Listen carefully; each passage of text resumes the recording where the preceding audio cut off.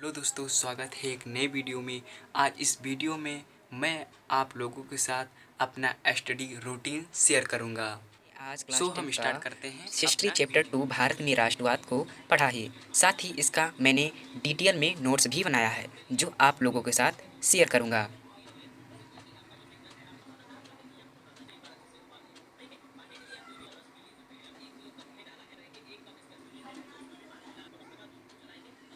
तो दोस्तों ये चैप्टर थोड़ा लंबा था। आप इस चैप्टर को अच्छे से अच्छे पढ़ना क्योंकि ये चैप्टर बहुत महत्वपूर्ण है। इस चैप्टर से कम से कम लगभग 10 से 12 मार्क्स अगर आप इसे अच्छे से पढ़ लेते हैं तो आपका क्लियर हो जाएगा। दोस्तों मेरा सजेशन यही है कि आप इसे विधिवत पढ़ें। इससे एमसीक्यू भी बहुत अच्छे तरीके से बनते हैं और लॉन्ग क्वेश्चन भी अच्छे बनते हैं। तो मेरा कहना है इसे अच्छे से आप पढ़ें। मैंने साथ लेक्चर को अटेंड किया है और उसके साथ साथ इसको भी नोट्स के डिटेल में पढ़ा भी है जो आपको दिखा दे रहा हूँ। आप इसका एमसीक्यू कर लेना क्योंकि बहुत महत्वपूर्ण है। MCQ is a most important any exam preparation में। भारत में राष्ट्रवाद किस प्रकार से उदय हुआ है, भारत में किस प्रकार से लोगों में देश प्रेम की भावना उत्पन्न हुआ है, इस बारे में बताया गया है। यह स्टोरी 1914 से 1947 के बीच के मध्य की है। तो इसमें बताया गया है किस प्रकार अंग्रेज़ों ने भारत पर उपनिवेश बनाया था और उसका किस प्रकार शोषण किया, जिससे क्रांतिकारियों में क्रांतिकारी भावना उत्पन्न हुई, फलस्वरूप संघर्ष किया और हमें आज़ादी की प्राप्ति हुई। इस पे एक महत्वपूर्ण टॉपिक है प्रथम विश्व युद्ध। प्रथम विश्व युद्ध बहुत महत्वपूर्ण है, आपको मैं इसके बारे में बता दे रहा हूँ। जो प्रथम विश्व युद्ध हुआ था उसमें दो गुट बने थे।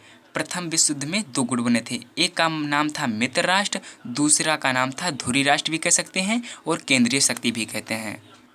तो मित्र राष्ट्र में ब्रिटेन शामिल था, फ्रांस शामिल था, रूस शामिल था, अमेरिका शामिल था, जापान शामिल था, ठीक है। और धुरी राष्ट्र केंद्रीय शक्ति में ऑस्ट्रिया शामिल था, जर्मन शामिल था यानी जर्मनी शामिल था, हंगरी शामिल था, तुर्की शामिल था। और इन दोनों गुटों के मध्य क्या हुआ, इन दोनों गुटों के मध्य एक बहुत भयावह और विनाशकारी युद्ध हुआ। फलस्वरूप बहुत जनधन की हानि हुई और बहुत चीज़ों की हानि हुई, जिससे अर्थव्यवस्था में बहुत गिरावट आ गई। जब प्रथम विश्व युद्ध हुआ था तो भारत उस समय ब्रिटेन का उपनिवेश था। उपनिवेश का मतलब ब्रिटेन के आधिपत्य था यानी ब्रिटेन के अधीन था। तो जाहिर सी बात है जब ब्रिटेन के अधीन था भारत तो क्या करे भारत भाई, ब्रिटेन के अधीन था तो भारत उस समय ब्रिटेन का साथ दिया, ठीक है। ब्रिटेन वासियों ने भारत पर जब यहाँ से कच्चे माल ले जाते थे और कल थे सैनिकों को भर्ती करते थे, जिसे भारत के सैनिक वहाँ पर गए और उनकी मृत्यु हो गई।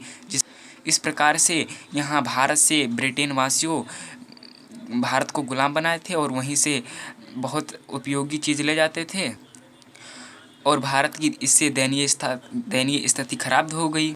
और जब युद्ध थमा 1918 में जब युद्ध ये बंद हुआ तो भारत पर जो युद्ध हुआ था बहुत भयावह इसका असर पड़ा। जैसे वस्तुओं की कीमतों में वृद्धि हो गई क्योंकि जब भारत से ब्रिटेन वासियों ने यहाँ से कपास थे खाद्य पदार्थ की वस्तु ले गए थे तो यहाँ वस्तुओं की कमी हो गई, जिससे यहाँ पर वस्तुओं की कीमतों में वृद्धि हो गई। आर्थिक प्रभाव पड़ा, करों में वृद्धि कर दिए, ठीक। प्राकृतिक संकट, अकाल पड़ गया, महामारी पड़ गया, सूखा पड़ गया। मेरा आपसे एक प्रश्न है कि विश्व में महामंदी कब आई थी? इसका उत्तर आप कमेंट बॉक्स में दें। फिर जब वहाँ पर मतलब दयनीय स्थिति खराब हो गई तो गांधी जी कल थे सत्याग्रह का विचार प्रस्तुत किया। सत्याग्रह का विचार यानी सत्य की राह पर आग्रह, यानी आग्रह माने चलना और सत्य की खोज पर बल देना, ठीक है। के बाद गांधी जी ने 3 आंदोलन चलाया। भारत में चंपारण आंदोलन चलाया, फिर हो गया दूसरा हो गया खेड़ा आंदोलन और तीसरा हो गया अहमदाबाद सत्याग्रह। और यह तीनों सत्याग्रह गांधी जी का आज सफल स्टडी रहा। किया जो आप लोगों के साथ शेयर किया हूँ। मैंने लगभग 5 से 6 घंटा स्टडी किया है जो आप लोगों के साथ शेयर किया हूँ। तो मिलते हैं नेक्स्ट वीडियो में। धन्यवाद।